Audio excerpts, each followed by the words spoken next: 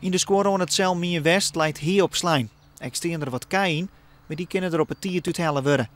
Onredelijk gauw natuurlijk dat er asbestplaten op de score liggen.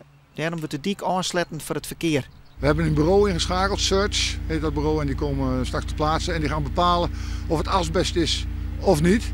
Maar we gaan er nu vanuit dat het asbest is en die procedure hebben we ook helemaal opgestart. Is er eventueel nog gevaar van de omgeving?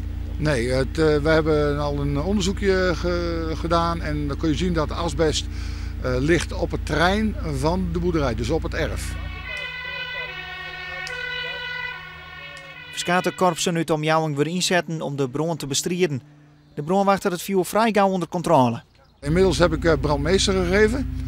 We zijn nu met een shovel bezig om alle hooi eruit te halen en dan af te blussen. Maar dat duurt nog wel een paar uur.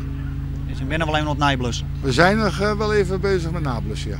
De oorzaak van de bron is nog niet bekend.